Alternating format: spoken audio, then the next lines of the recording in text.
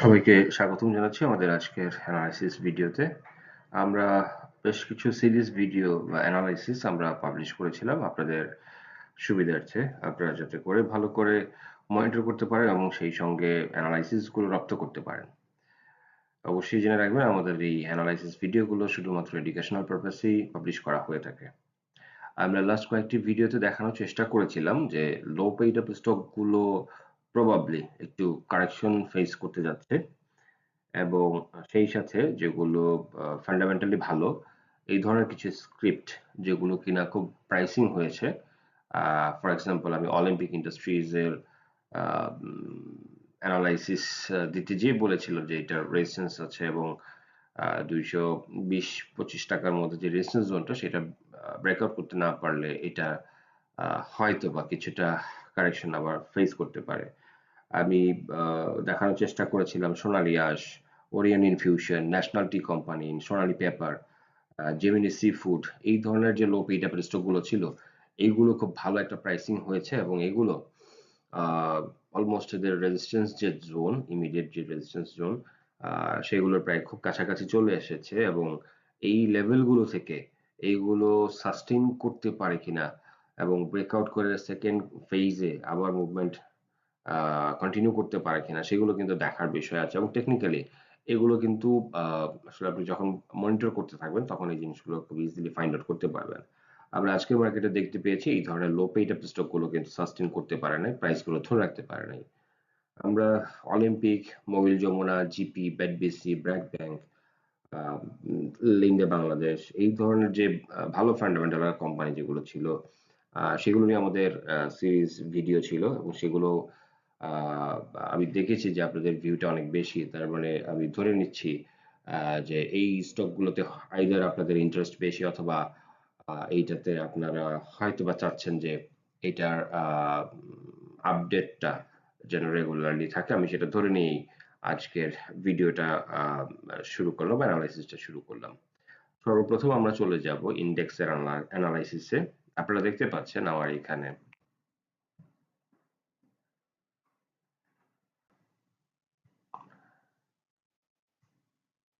200 days moving অ্যাভারেজের একটা line দেয়া আছে।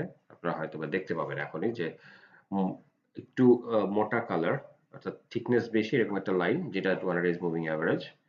আপনারা দেখতে পাচ্ছেন যে এটা রেজিস্ট্যান্স হিসেবে কাজ করছে এখন। আমরা যদি মার্কিং করি তাহলে 5,800-র আশেপাশে যেই 2 দিন স্টে করার চেষ্টা করেছিল সেখান থেকে অ্যাকচুয়ালি ফল করেছে। তো এটা স্টিল একটা ভ্যালিড নিয়ার রেজিস্ট্যান্স জোন যেটা কিনা এখনো পর্যন্ত ব্রেকআউটের একটা ইস্যু আছে। অন দ্য আদার হ্যান্ড আমি নেগেটিভ ইস্যু গুলো বলছি না, আমি আসলে দেখছি যে এটা পজিটিভলি দেখছি এবং এবং আমি আপনাদেরকে বলবো আপনারাও এইটাকে পজিটিভলি দেখবেন বিকজ এইখানে যে ব্যাপারগুলো হচ্ছে আমরা দেখতে পাচ্ছি যে মুভিং অ্যাভারেজের এই যে শর্ট টার্ম যে মুভিং অ্যাভারেজ আমার মনে হয় যে আর এক সপ্তাহ যদি মার্কেটে এরকম থাকে তাহলে যে পিঙ্ক কালারের যে মুভিং অ্যাভারেজটা দেখতে পাচ্ছেন এবং ইয়েলো কালারের যে মুভিং অ্যাভারেজ এই দুইটা হচ্ছে শর্ট এবং মিড টার্মের মুভিং অ্যাভারেজ, এই দুইটার একটা ক্রস ডাউন হয়তো আপনারা দেখবেন। বাট ফ্যাক্ট ইজ যে আপনারা এই ক্রস ডাউন দেখে ঘাবড়ে যাওয়ার কিছু নাই। এইটা ক্রস ডাউন হয়ে অতীতে যেমন ক্রস ডাউন হয়ে আবার ক্রসওভারও হয়েছে, লাইক আমি যদি এক্সাম্পলটা দিই আমি এই এই অংশটুকুকে আপনাকে একটু দেখতে বলবো। আপনারা নিশ্চয়ই দেখতে পাচ্ছেন এই একটা ক্রস ডাউন, এই একটা ক্রসওভার। সো দুইটা কিন্তু সিচুয়েশন এখানে এখানে হয়েছে। সো সিমিলার সিচুয়েশনটা কিন্তু আমরা এইখানে আহ, আগামী 8-10 দিনের মধ্যে হয়তো বা দেখতে পারি। সো এই সিমিলার প্যাটার্ন যদি এখানে দেখেন তাহলে আপনার এখানে আসলে আহ, আতঙ্কগ্রস্ত বা আশঙ্কাগ্রস্ত হওয়ার কোনো কারণ দেখি না। আমি আপনাদেরকে বরাবরের মতো এবারও বলছি যে যতক্ষণ পর্যন্ত আমাদের আলটিমেট সাপোর্ট 6,000 সরি 5,300-630 পয়েন্ট অর্থাৎ এই পয়েন্টটাকে ভ্যালিড রাখছে ততক্ষণ পর্যন্ত আমাদের ভয়ের তেমন কিছু নেই এবং ইলিয়ট ওয়েভের থিওরি অনুযায়ী থার্ড ইম্পালসিভ ওয়েভ এটা যে কোনো সময় তৈরি করতে পারে। আমি মনে করি টেকনিক্যালি যে সেই ভিত্তিটা এখানে তৈরি হচ্ছে এবং এটা যত বেশি সময় নিয়ে তৈরি করবে আপনি মনে রাখবেন সেই থার্ড ইম্পালসিভ ওয়েভটা তত বেশি স্ট্রং হবে। আমি যেখানে ধারণা করছিলাম যে 700 পয়েন্টের একটা 700 থেকে 800 পয়েন্ট বা 700 পয়েন্টের একটা র্যালি হইতে পারে সেখানে এটা যদি কনসোলিডেশন ফেজটা বড় হয় সেক্ষেত্রে র্যালিটা 700 পয়েন্টেরও অনেক বেশি হতে পারে এবং সেই ক্ষেত্রে 1000-1200 পয়েন্ট হলেও অবাক হওয়ার মতো কিছু থাকবে না। তো সবকিছুই হাইপোথেটিক্যাল, সবকিছুই নিশ্চিত, সার্টেন না, কন্ডিশনাল।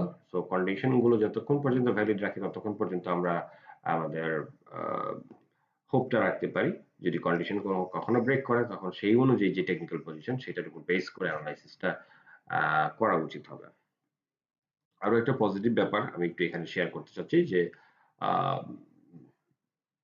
মিড লং যেই সাপোর্ট জোন এখানে আছে 60 ডেজ যে সাপোর্ট জোন সেটা কিন্তু পরপর দুইবার অনার করেছে এইখানে আরেকবার। সো এইটাও 5630-এ নেমে এসেছে। সো এইটাও আরো একবার এখানে সাপোর্ট করলেও করতে পারে, অর্থাৎ এইটাও একটা ভ্যালিডেশন আমাদেরকে দিচ্ছে। প্লাস আমি এখানে আরেকটা বিষয় দেখাতে চাচ্ছি যে বলিঞ্জার ব্যান্ড কিন্তু ডে বাই ডে স্কুইজ হয়ে আসছে এবং বলিঞ্জার ব্যান্ড যদি স্কুইজ হয়ে একটু সময় নিয়ে কনসোলিডেশন হয় তাহলে এটা মার্কেটের জন্য ভালো, এটা আমাদের জন্য ভালো এবং আমরা আশা করি আমরা যে দীর্ঘ বেশ কিছুদিন যাবত এই স্টক গুলোতে হয়তো বা অবজার্ভে বা ওয়াচে রাখছি সেগুলো থেকে একটা ভালো বেনিফিট আসার একটা হাইপোথেটিক্যাল সম্ভাবনা দেখতে পাচ্ছি।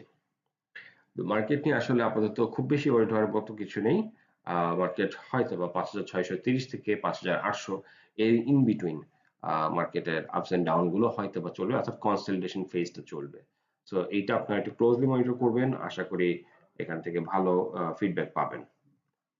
আমরা এরপরে চলে যাব বেশ কিছু স্ক্রিপ্টে যেগুলো আমাদের বলেছিলাম যে ভিউ বেশি ছিল, হয়তো বা আপনাদের এই স্টক গুলোতে ইন্টারেস্ট বেশি সেজন্য আমরা সিরিজ ভিডিওতে আমরা সেই স্টক গুলো আবারও রেখেছি এবং সেই সঙ্গে নতুন কিছু সংযোজন করছি যেটা আমাদের পুরো অ্যানালাইসিসটা যত্ন সহকারে এবং মনোযোগ সহকারে দেখে আপনারা উপকৃত হবেন। আমরা জিপির অ্যানালাইসিসটা এখানে নিয়ে এসেছি। আপনাদেরকে বলেছিলাম যে as long as short term বা মিড টার্ম মুভিং অ্যাভারেজ যতক্ষণ পর্যন্ত সাপোর্টিভ থাকছে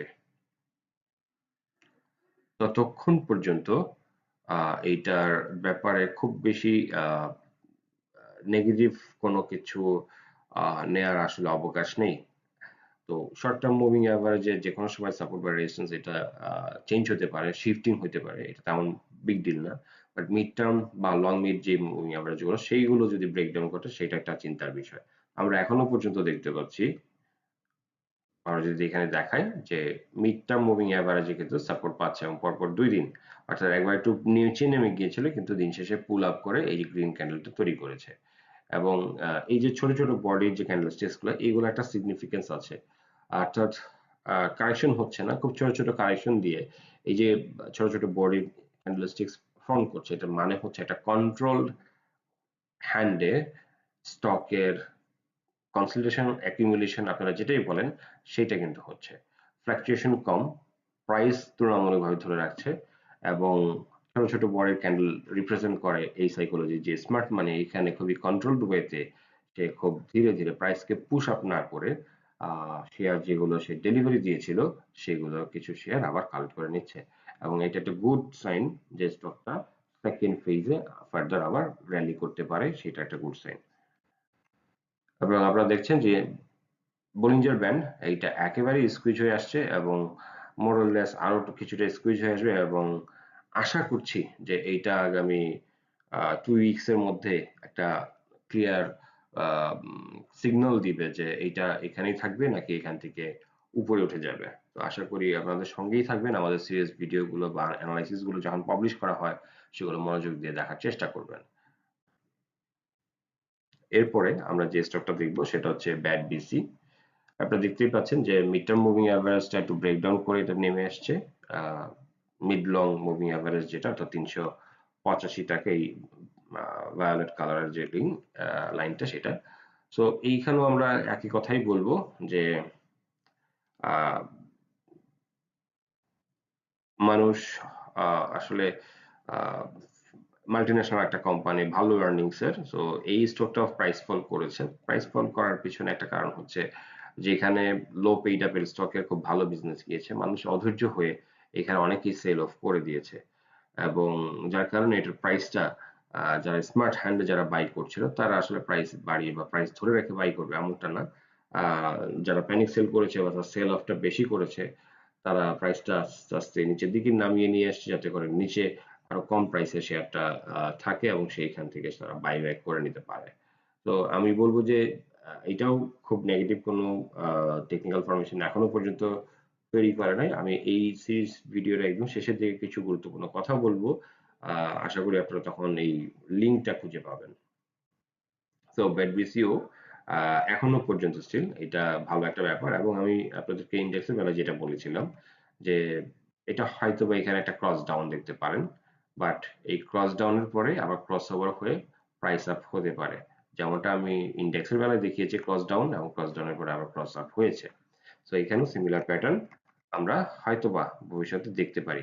তো এটাও আছে রাখবেন এবং ক্লোজলি মনিটর করতে পারেন। অলিম্পিক ইন্ডাস্ট্রিজ যেটা বলেছিলাম, যেটা রেজিস্ট্যান্স জোনের কাছাকাছি আছে, এখান থেকে আসলে প্রাইসিং হওয়াটা একটু টাফ। সো যে জিনিসটা আমরা এখানে দেখতে পাচ্ছি, মুভিং অ্যাভারেজের খুব গ্যাপ ছিল, সেটা আস্তে আস্তে শিফটিং হচ্ছে, কাছাকাছি চলে আসার চেষ্টা করছে।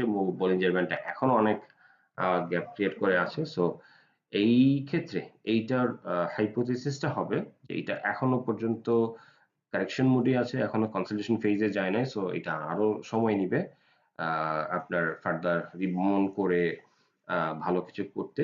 তো সেটা পর্যন্ত আপনার একটু এটা অবজারভেশনে রাখতে পারেন। আমরা এরপরে দেখব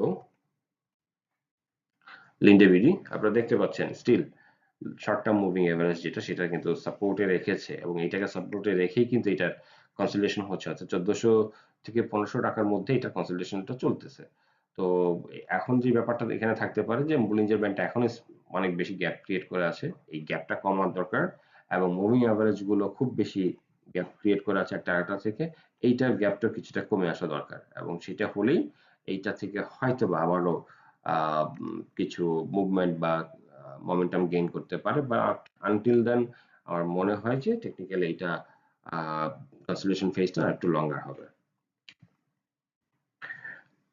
ব্র্যাক ব্যাংক আপনারা দেখতে পাচ্ছেন দীর্ঘ কনসলিডেশনের পরে লাস্ট 3 ডেইজে এটা কিন্তু কনফার্ম করেছে যে শর্ট টার্ম মুভিং এভারেজটাকে ধরে রাখতে পারেনি, অর্থাৎ কিছুটা সেল প্রেসার এই অবস্থাটা হয়েছে এবং মুভিং এভারেজের গ্যাপটা পরস্পর থেকে অনেক বেশি হওয়াতে ধারণা করছি এইটাও একটু সময় নিবে এবং মুভিং এভারেজ গুলো কাছাকাছি চলে আসবে, বলিঞ্জার ব্যান্ডের লোয়ার ব্যান্ডে হয়তো বা টাচ করতে পারে প্রাইস লেভেলটা এবং এটা আরো কিছুটা স্কুইজ হবে বলিঞ্জার ব্যান্ড, তারপরে কনসলিডেশন ফেজে যে সেকেন্ড টাইম হয়তো বা এটা আবার এখান থেকে ভালো করার একটা স্কোপ দেখতে পাচ্ছি। আনটিল দেন এটা নিয়ে খুব বেশি নেগেটিভ কিছু বলা নেই, কারণ স্ট্রং ফান্ডামেন্টাল ইস্যুস আছে এটার পিছনে। সো এটা হয়তো বা এইরকম প্রাইস ফল নাও করতে পারে। আহ ইসলামিক ফাইন্যান্স আপনারা দেখতে পাচ্ছেন, আমরা এটি পরে আলোচনা করব। আমরা লাস্ট একটা স্টক নিয়ে আলোচনা করি, মোবিল যমুনা। খুব ভালো একটা স্টক, খুব ভালো ভলিউম হয়েছিল, বাট এখন প্রাইসে ধরে রাখতে পারছে না এবং আলটিমেটলি 100 টাকার নিচে নেমে আসছে এবং এটাও ব্র্যাক ব্যাংক এবং আম, আরো একটা যে স্টকের কথা আমরা বলেছিলাম Olympic industries, similar technical pattern. So এইটার জন্য আপনাদের অপেক্ষা করা লাগবে, এটা কনসলিডেশন যে তারপরে আবার হয়তো রিবাউন্ড হতে বেশ খানিকটা সময় নিতে পারে। সো এই গেল আমাদের ওভারঅল যেগুলো একসময় খুব ভালো মোমেন্টাম পেয়েছিল সেই সমস্ত স্টকের ব্যাপারে। এখন আমি একটা কথা বলতে পারি, যে কথাটা আমরা বরাবর বলছিলাম যে ব্যাংক ভালো করছে না, আমরা দেখছি লো পেইড আপ কারেকশনে গিয়েছে, আমরা টেক্সটাইল দেখলাম যে মাঝখানে ভালো করতে চেয়েও ধরে রাখতে পারে নাই। তাহলে ভালো করবে কোনটা? যে কোনো একটা কিছু দিয়ে হচ্ছে, আমি যে কন্ডিশনটার কথা বলেছিলাম যে 5630 ইন্ডেক্স লেভেলটাকে ধরে রাখতে হবে, সেই ধরে রাখাটা আসলে কোন মেকানিজম দিয়ে হতে পারে? আমি বলছিলাম যে বা আমাদের ধারণা টেকনিক্যালি আমরা দেখেছি যে এইটা, সেটার উপর বেস করে বলছি যে এই ধরে রাখার ব্যাপারটা কখনো ব্যাংক দিয়ে হতে পারে, কখনো ফাইন্যান্স দিয়ে হতে পারে, কখনো মাল্টিন্যাশনাল জিপি, বেডবিসি, রেনাটা এই ধরনের স্টক দিয়ে হতে পারে কিছু লার্জ ক্যাপের মতো স্টক দিয়ে এই মেকানিজম গুলো কাজ করতে পারে। তো আমরা এটার সিমিলারিটিস অতীতে দেখেছি, সেটা সিমিলারিটিস সামনে আসছে কিনা বা আসতে পারে কিনা সেটা সম্ভাব্যতা যাচাই করে। এবারে আসি আমরা ইসলামিক ফাইন্যান্সের কথা। আপনাদেরকে বলেছিলাম যে ফাইন্যান্স দিয়ে হয় কিনা। আপনারা আজকে যদি আপনারা মার্কেট দেখে থাকেন তাহলে দেখবেন যে বেশিরভাগ ফাইন্যান্স কোম্পানি কিন্তু আজকে পজিটিভ ছিল। আমরা এখানে যদি উল্লেখ করি, ইসলামিক ফাইন্যান্সের চার্ট আপনারা দেখতে পাচ্ছেন, এখানে দেখেন ব্র্যাক ব্যাংকের মতো এটা কারেকশন হতে হতে যখন মুভিং অ্যাভারেজ গুলো কারেকশন হয়ে একদম কাছাকাছি চলে আসছে, এখন কিন্তু এখান থেকে রিবাউন্ড হয়েছে এবং আজকে একটা হল্টেড দিয়েছে। তো এটাই হচ্ছে ব্যাপার। যখন সময় হবে তখন শেয়ার প্রাইস আপ হবেই। আপনার শুধুমাত্র টেকনিক্যাল ফরমেশন গুলো দেখে অনুধাবন করতে হবে যে এইটা অ্যাকচুয়ালি রিবাউন্ড করার মতো স্টক কিনা। যদি রিবাউন্ড করার মতো স্টক হয় তাহলে হোল্ডিং এ রাখাটা হচ্ছে ওয়াইজ হবে। আর যদি রিবাউন্ড করার মতো স্টক না হয় সেক্ষেত্রে আসলে এইটাকে ধরে রাখাটা আমার মনে হয় একটু রিস্কি হবে। রিস্ক ম্যানেজমেন্ট আপনার জন্য আর একটু বেশি টাফার হয়ে যাবে। আমরা যেটা বলছিলাম যে আজকে আমরা দেখেছি ইসলামিক ফাইন্যান্স সেক্টরটা খুব ভালো করেছে। আমি এর মধ্যে উল্লেখ করতে যেয়ে যদি বলি যে Islamic finance, Bailey leasing, Phoenix finance, Midas finance, BD finance, GSP finance, IPDC, national housing finance, United finance, অর্থাৎ ফাইন্যান্স সেক্টরটা আজকে কিন্তু ভালো করেছে। আপনারা কম বেশি জানেন যে এগুলো আহ, কিছুটা হলেও মার্কেটকে ক্যারি করে, যেহেতু এটা অনেকেই আবার লার্জ ক্যাপের অন্তর্ভুক্ত, specially IDLC, IPDC paid up অনেক বড়, লঙ্কা বাংলা আছে এর মধ্যে, লঙ্কা বাংলার পেইড আপ বড়। সো এগুলো যদি প্রাইসিং হয় তখন দেখা যায় যে এগুলো ইন্ডেক্সকে পজিটিভ রাখার ক্ষেত্রে ভালো একটা ভূমিকা পালন করে। সো আজকে যেহেতু ফাইন্যান্স সেক্টরের মুভমেন্টটা একটু মোমেন্টাম গেইন করেছে বলে আমরা দেখতে পাচ্ছি, তো যেই হাইপোথেটিক্স অথবা যে থিওরি আমরা দাঁড় করিয়েছি যে বাজারকে ধরে রাখার জন্য বিভিন্ন মেকানিজম ইউজ করা হতে পারে, সেই ক্ষেত্রে ফাইন্যান্স সেক্টরটা একটা মেকানিজমের অংশ হতে পারে। আমি আমার লাস্ট অ্যানালাইসিস ভিডিওতে বলার চেষ্টা করেছিলাম যে ইন্স্যুরেন্স কিন্তু এখনো পর্যন্ত সেইভাবে আসলে আমরা পারফর্ম করতে দেখি নাই।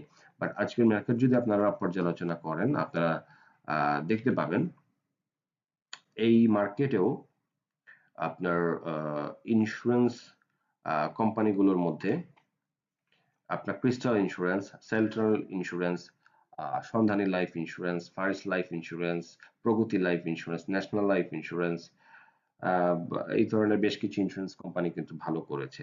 এবং লাস্ট ভিডিওতে আমরা দেখিয়েছিলাম যে এশিয়াটেক এবং এশিয়াটিক ল্যাব এবং টেকনোড্রাগ সেটাও কিন্তু ভালো করেছে। সো আমি বলব যে লাস্টলি যে ব্যাপারটা যে টেকনিক্যাল অ্যানালাইসিস কিন্তু এখনকার বাজারে খুব ভালো কাজ করছে। সো আপনারা যত বেশি এটাতে সময় দিবেন, মনোনিবেশ করবেন এবং অ্যানালাইসিসের ব্যাপারে স্কিলড হবেন, আপনি তত ভালো রিটার্ন পাবেন।